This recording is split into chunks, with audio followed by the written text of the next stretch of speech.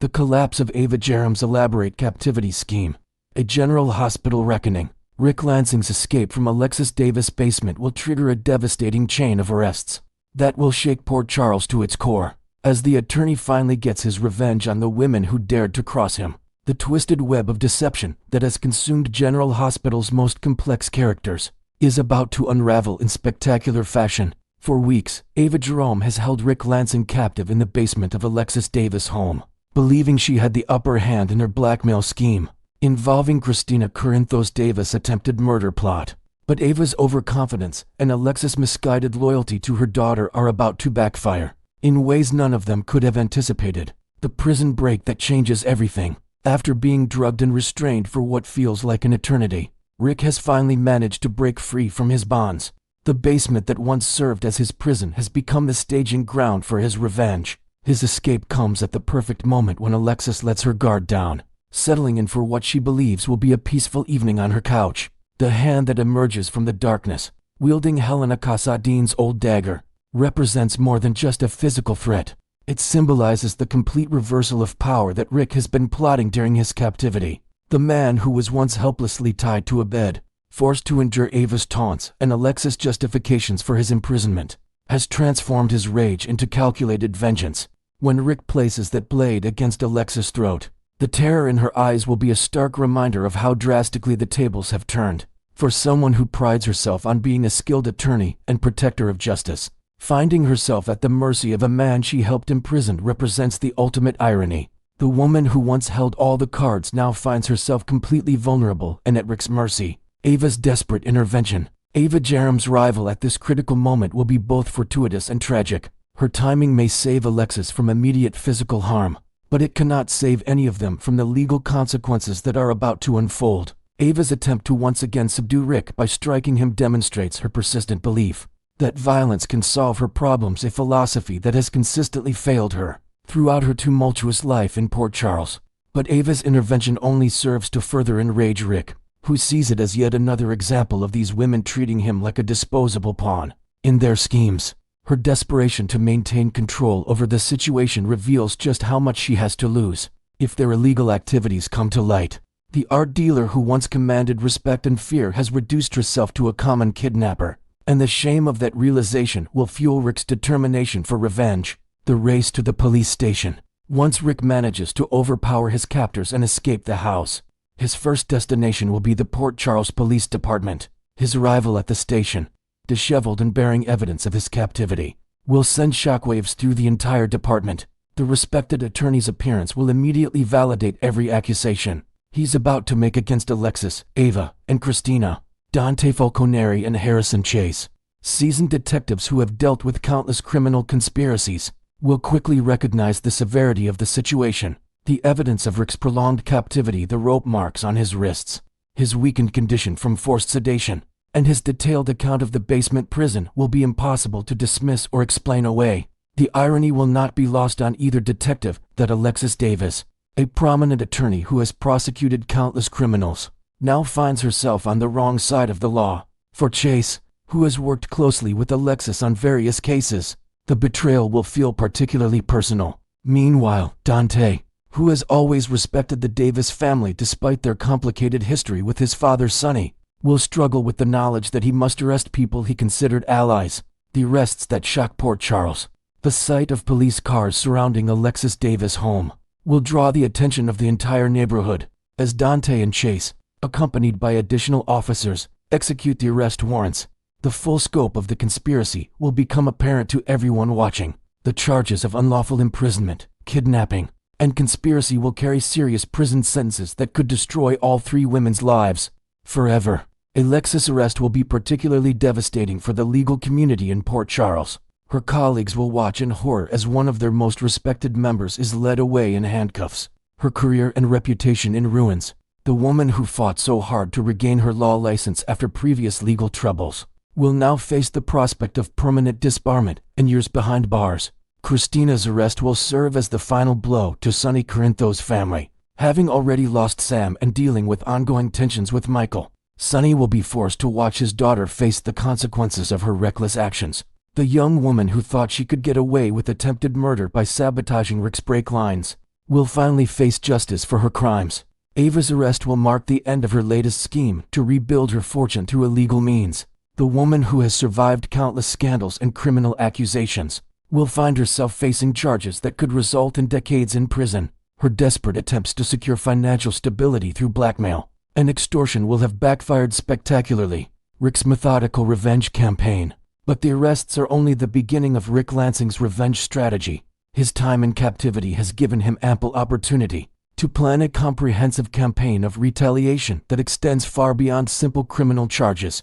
The attorney who built his career on finding creative ways to destroy his enemies will use every legal and personal weapon at his disposal to ensure that Alexis, Ava, and Kristina suffer consequences that match the trauma they inflicted on him. Ric's first target will be Alexis' professional reputation and personal relationships. He will systematically contact every client, colleague, and friend to ensure they know the full extent of her criminal behavior.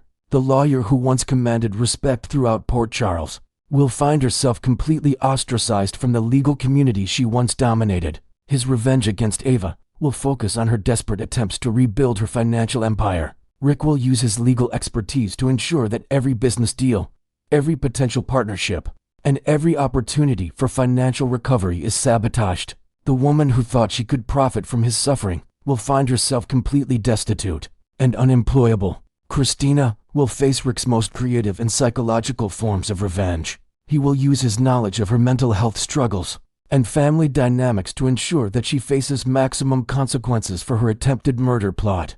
Every legal loophole that might have protected her will be systematically closed, leaving her completely vulnerable to the full force of the justice system. Elizabeth's joyful reunion.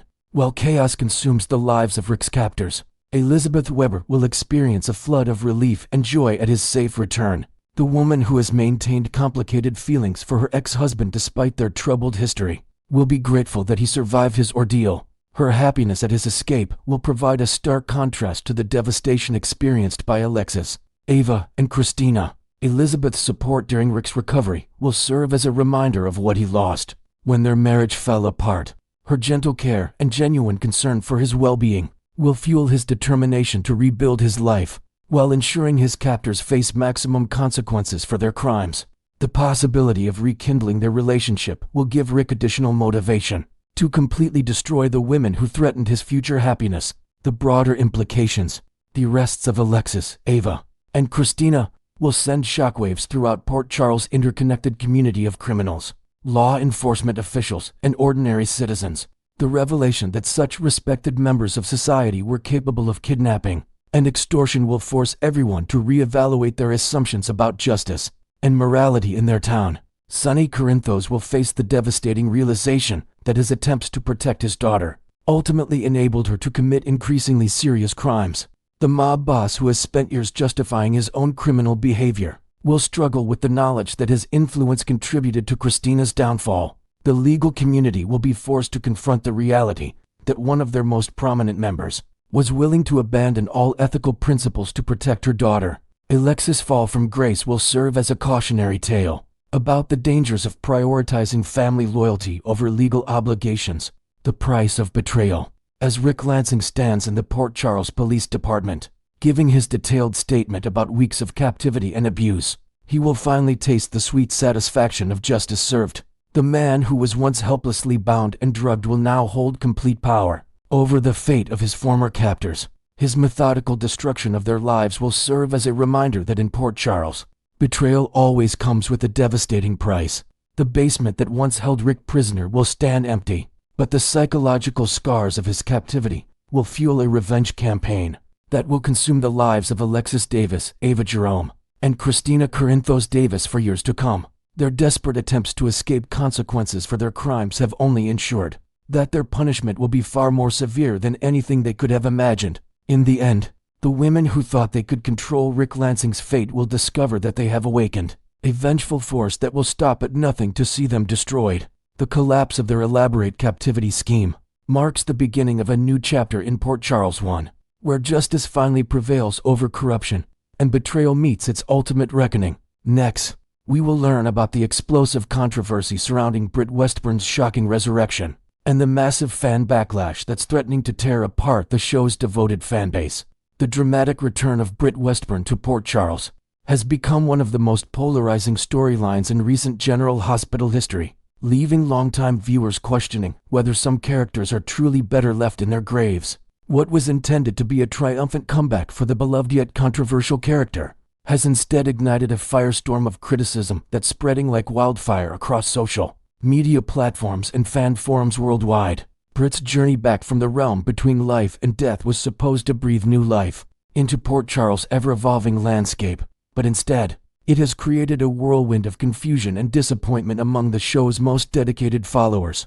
The character's resurrection, which initially promised to deliver heart-stopping drama and emotional depth, has instead left many viewers scratching their heads and wondering if the writers have completely lost their creative compass.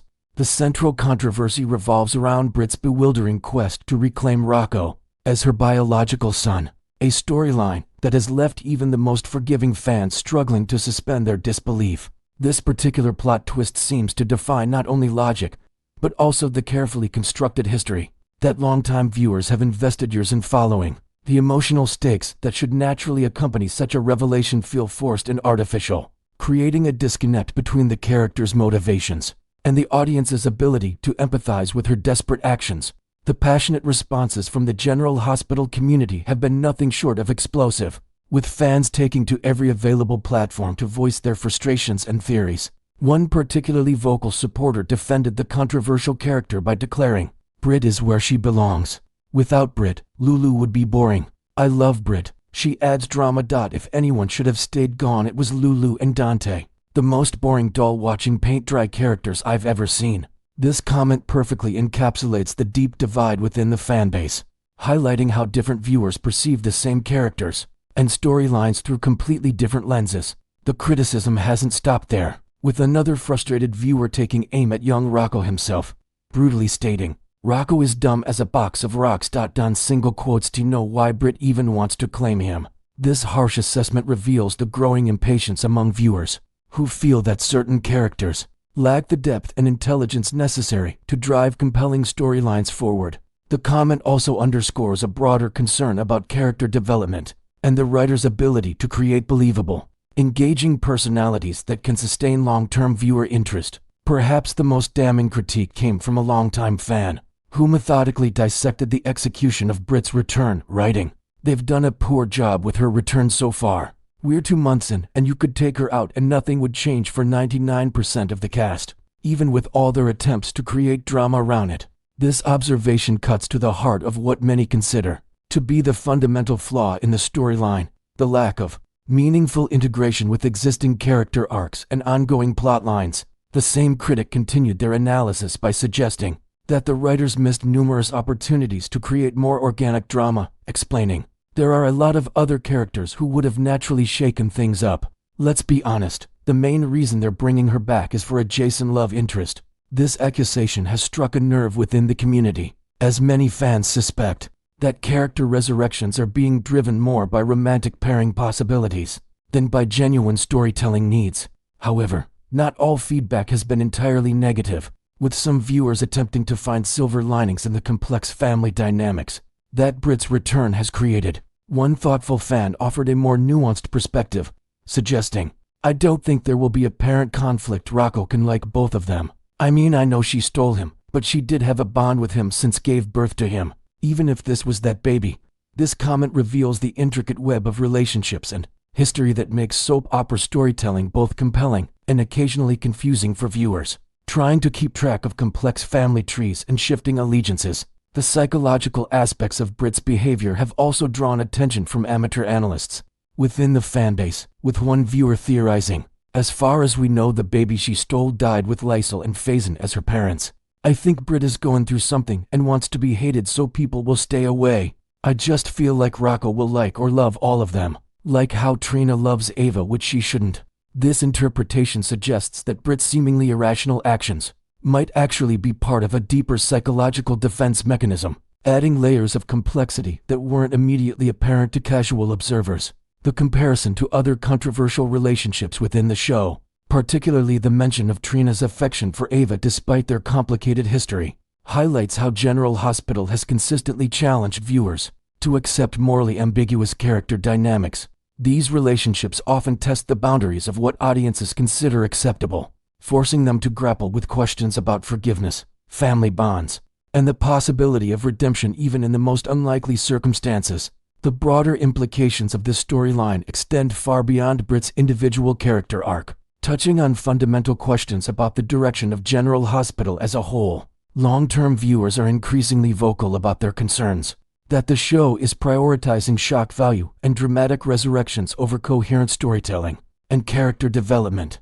The tension between maintaining viewer interest through surprising plot twists and preserving the logical consistency that keeps audiences emotionally invested has become more apparent than ever. As the controversy continues to unfold, it's becoming clear that Brit Westbourne's return represents more than just another character comeback. It's become a litmus test for the show's creative direction and its ability to balance fan expectations with innovative storytelling.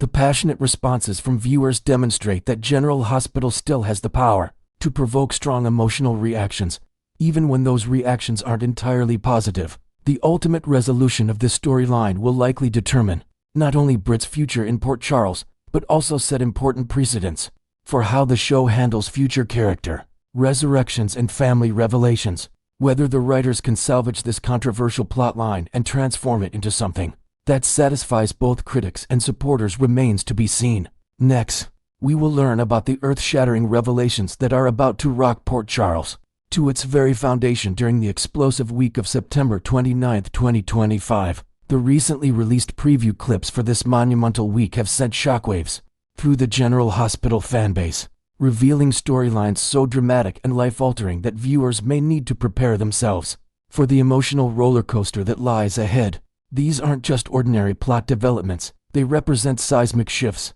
that will permanently reshape the landscape of Port Charles and leave beloved characters forever changed. At the center of this brewing storm stands Nina Reeves, who finds herself in possession of information so monumentally shocking that it has the power to resurrect hope from the deepest despair. The blonde powerhouse approaches Liesl Obrecht with trembling hands and tears streaming down her face, preparing to deliver news that will challenge everything the grieving mother thought she knew about life and death itself. Nathan West is alive, Nina declares with a voice barely above a whisper. Yet these four simple words carry the weight of 1,000 miracles.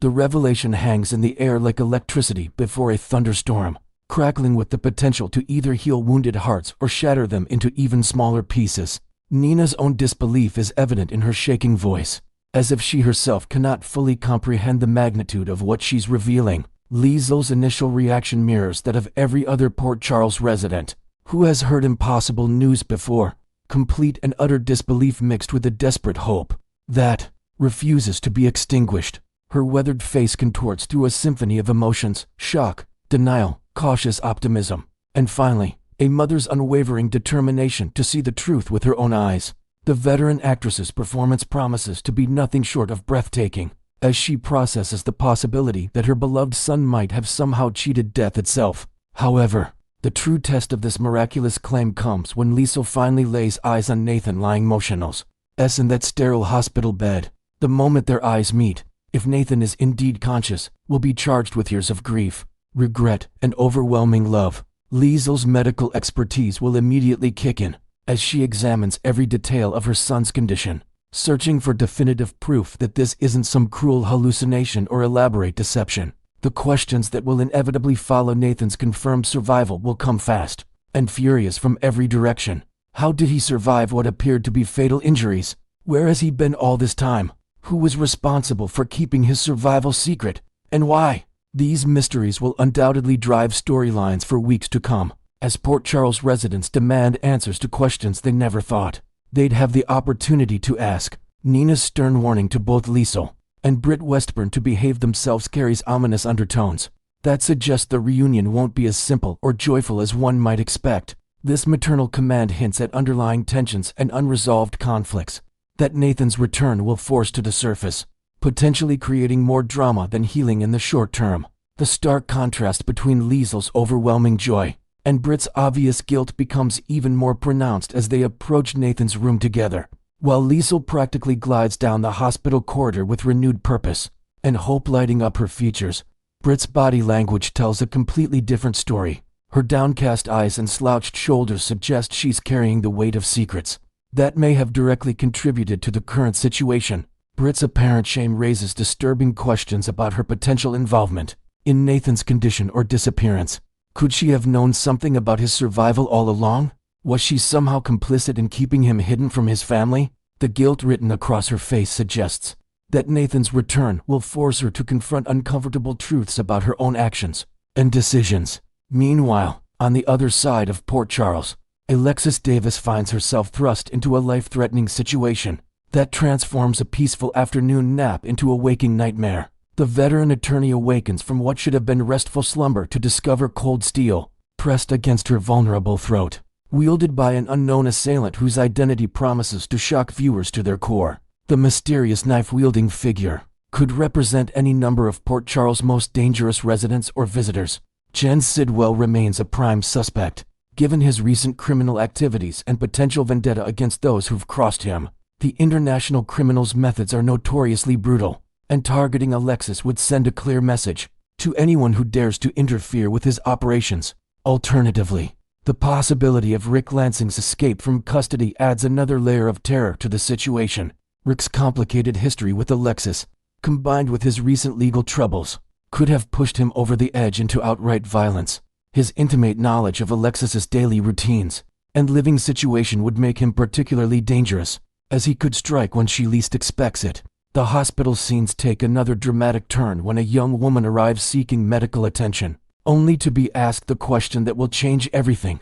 Is there any chance you could be pregnant? The preview tantalizingly shows 3 different faces, each representing a potential candidate whose positive pregnancy test could reshape multiple storylines simultaneously. Brit Westbourne's inclusion among the pregnancy possibilities adds another complex layer to her already complicated return to Port Charles. A pregnancy would not only complicate her attempts to reclaim Rocco, but could also raise questions about the identity of the father and the timing of conception.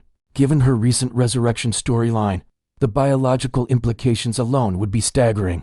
Molly Lansing Davis represents another intriguing possibility, as her pregnancy would undoubtedly create ripple effects throughout the Davis and Jerome families. The timing couldn't be more complicated, given her current relationship status and the various romantic entanglements that have characterized her recent storylines. A pregnancy would force difficult decisions about her future, and potentially drive wedges between family members, who might have different opinions about her choices. Perhaps most shocking of all would be Jocelyn Jacks carrying the child of her forbidden lover Vaughn. Their clandestine romance has already generated significant drama, but an unexpected pregnancy would elevate the stakes exponentially. The age difference, family disapproval, and secretive nature of their relationship would make this pregnancy particularly scandalous and emotionally charged. The positive pregnancy test result promises to unleash a tsunami of consequences that will affect not just the expectant mother, but entire family networks throughout Port Charles.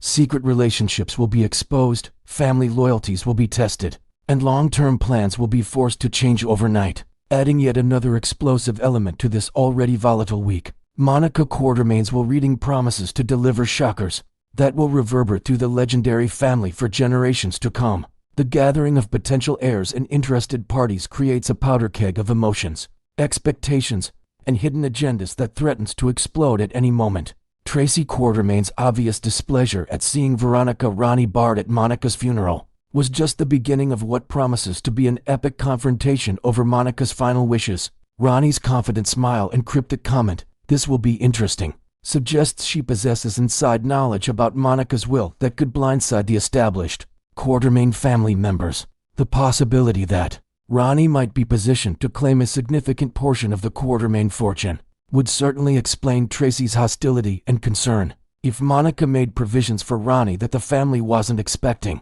it could force longtime enemies to form unlikely alliances in order to protect what they consider their rightful inheritance.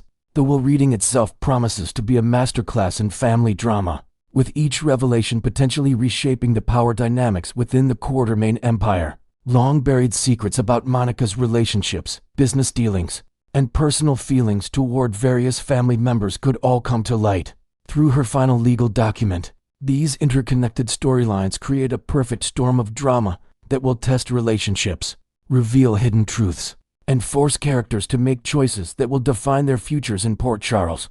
The week of September 29, 2025, promises to be remembered as a turning point in General Hospital history, where nothing and no one will remain unchanged by the time the dust settles.